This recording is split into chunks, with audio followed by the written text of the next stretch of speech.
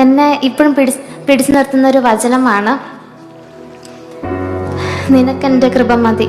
ഇന്ന് നമ്മൾ ഒത്തിരി കേൾക്കുന്ന ഒരു പ്രശ്നമാണ് മതത്തിന്റെ പേരിലുള്ള പ്രശ്നം. സത്യം പറഞ്ഞാൽ ഞാൻ തന്നെ ഓർക്കാറുണ്ട്, എന്തിനാണ് ഈ മതങ്ങളെന്നൊക്കെ. ഇതൊക്കെ എന്താണെന്ന് പറയുന്നതിന് മുമ്പ് തന്നെ എല്ലാവരും ചാനലിലെ സബ്സ്ക്രൈബ് ചെയ്യുക, വീഡിയോ ഇഷ്ടപ്പെട്ടെങ്കിൽ ലൈക്ക് ചെയ്യുക, മാക്സിമം ഷെയർ ചെയ്യുക, കമന്റ് ചെയ്യുക. പണ്ടൊക്കെ പറയാറില്ലേ, ജാതി ചോദിക്കരുത്, ജാതി പറയരുത്, മതം ചോദിക്കരുത് എന്നൊക്കെ. ഇന്നൊരു സ്കൂളിലേക്ക് നമ്മുടെ പല മതസ്ഥരുമായിട്ട് കളിക്കുകയും ചിരിക്കുകയൊക്കെ ചെയ്യുന്നത്. പക്ഷെ എന്ത് പറ്റി, ചോദിക്കേണ്ട ഒരു കാര്യം തന്നെയാണ്, എന്നെന്ത് പറ്റി. അപ്പൊ ഞാനിപ്പോ വന്നത് ഈ മതത്തിന്റെ പ്രശ്നങ്ങളെ കുറിച്ച് പറയാനോ അല്ലെങ്കിൽ അതിനെക്കുറിച്ച് ഒത്തിരി അങ്ങോട്ട് ചൂഴ്ന്ന് പറയാൻ വേണ്ടിയിട്ടൊന്നുമില്ല. എനിക്കൊരു വീഡിയോ കണ്ടപ്പോ ഒത്തിരി ഇഷ്ടമായി. നമ്മൾ പലപ്പോഴും ചോദിക്കാറുണ്ട്, എവിടെയാണ് ദൈവം? സഹനങ്ങളൊക്കെ വരുമ്പോ, വേദനയൊക്കെ വരുമ്പോ ദൈവം എന്താ ഇല്ലേ, ജീവനോട് ഉണ്ടോ? പക്ഷെ ഈ ഒരു വീഡിയോ കണ്ടപ്പോ എനിക്ക് ഒത്തിരി ഇഷ്ടമായി. കാരണം സഹനങ്ങളുണ്ട്, വേദനകളുണ്ട്, പക്ഷെ അവിടെ ഒന്നും ദൈവത്തെ തള്ളിപ്പറയുന്നില്ല. ദൈവം ആരുമായിക്കോട്ടെ, നമ്മൾ പല പേരുകളിട്ട് വിളിക്കുന്നുണ്ട് ദൈവത്തിന്. പല മതക്കാരും പല പേരിട്ടാണ് വിളിക്കുന്നത്.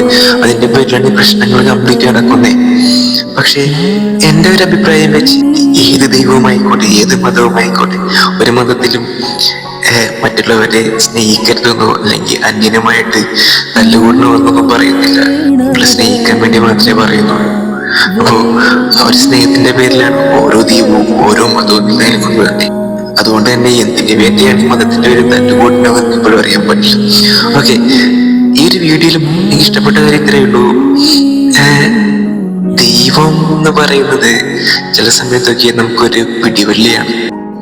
ഒത്തിരി സഹനങ്ങൾ വന്നു എന്ന് തോന്നുന്നു, ഒത്തിരി വേദന ഉണ്ടാവുന്നു, അല്ലെങ്കിൽ ഒട്ടും വയ്യ, ഇനിയിപ്പൊ എന്ത് ചെയ്യും എന്നൊക്കെ തോന്നുന്ന ഒരു സമയത്തൊക്കെ ഒരു പ്രതീക്ഷയുടെ, ഒരു തിരുനാളത്തിന്റെ, ഒരു വെളിച്ചത്തിന്റെ, ഒരു സൂര്യ കിരണത്തിന്റെ ഒക്കെ ഒരു പ്രതീകം പോലെ, എന്താ പറയാ, നമ്മുടെ തന്നെ ഒരു പ്രതീക്ഷയാണ് ദൈവം. നാളെ എല്ലാം ശരിയാവും, നാളെ ആകുമ്പോൾ എല്ലാം മാറി മറിയും.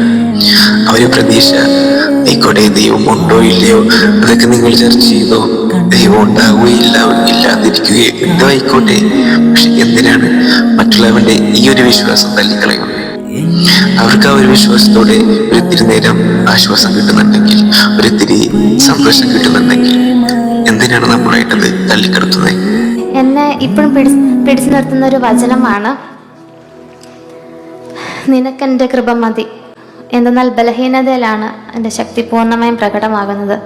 2 കൊരിന്തോസ് 12:50 തിരുവചനം.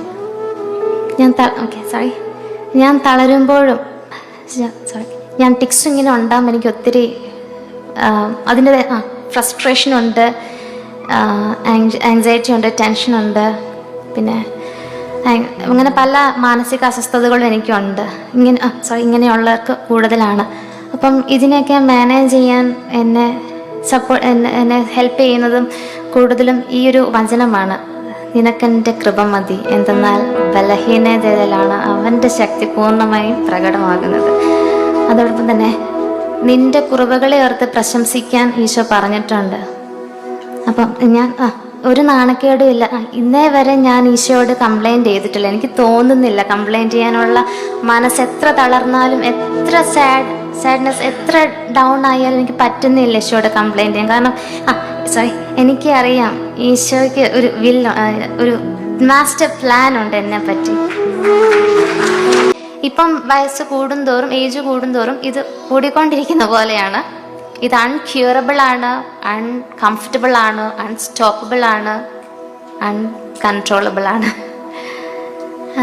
എന്നാലും എനിക്ക് ഈശോ ഒരു പ്രത്യാശയുണ്ട്, ഇത് മാറി കിട്ടുമെന്നുള്ള പ്രത്യാശയുണ്ട്.